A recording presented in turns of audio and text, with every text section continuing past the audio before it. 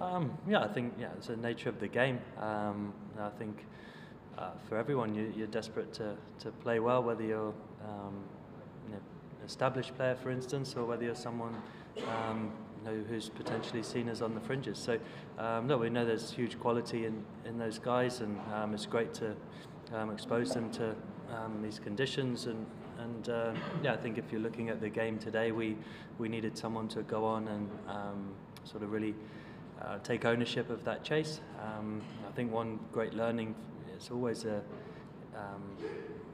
you lose a couple of wickets in clusters in these kind of conditions is a good time for the opposition to really squeeze you and you feel under pressure. So I think we know that. You look at the first two games, Milan sort of taking the game all the way through, and Jason Roy playing a long innings to score 100. So we maybe just missed someone today going on and playing that sort of real sort of match-defining innings. Joss, obviously, Graham's given his debut today. How conscious were you of giving him his full turnovers, and were there any regrets given that you only bowled Adil for 5, who obviously was bowling beautifully? No regrets at all. I thought it was a great opportunity for Rayan to bowl 10 overs today, and we know what a class performer Adil is, and I thought it was just made sense to give Rayan the opportunity to bowl and then see him bowl and bowl to good players. Put him under a bit of pressure, which is great, and that's what you want to do, and give him opportunity to influence the game as much as he could.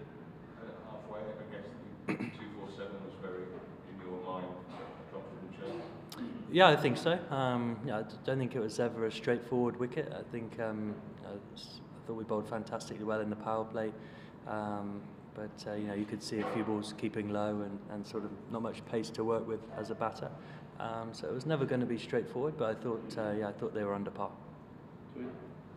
Joss, playing in debt rather can be challenging in terms of maintaining intensity. Were you happy with that regard? Yeah, I think absolutely. We changed a few things today, and like I say, gave opportunity to people in different ways. I thought the intensity is there.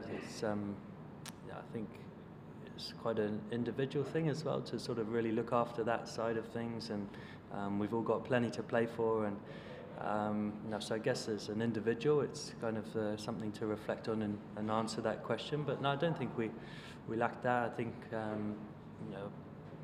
reflecting on the way we batted, did we have enough intensity in our batting and trying to score? But I think I wouldn't question that.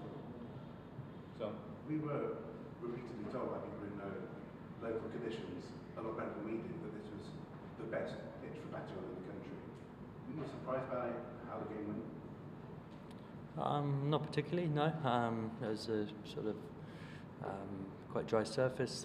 Bangladesh obviously know their conditions as well as better than us, and won the toss and chose to bat. So I'm sure they thought it would slow up and maybe spin a bit more. And the games have probably finished a bit too early for the dew to really take effect.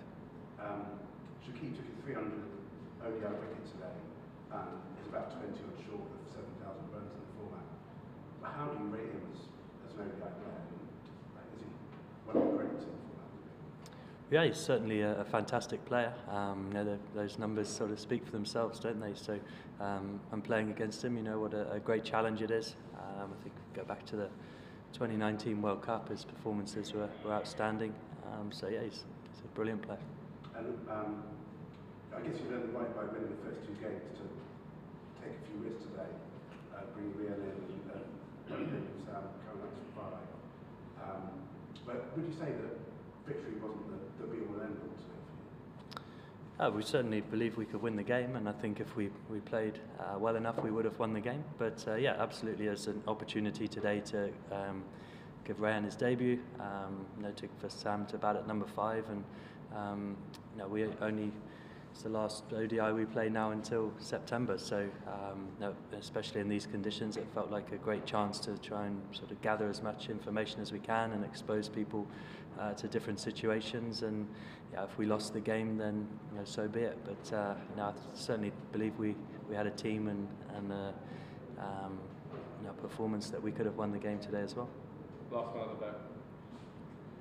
Just England they have won only 3 matches out of the last 9 they played, and you won't be playing much matches before September as well. Do you think England is well shaped before the World Cup right now to regain the trophy? Also, having more matches across the formats, is that fact create some fuss to make a strong 11 in ODIs?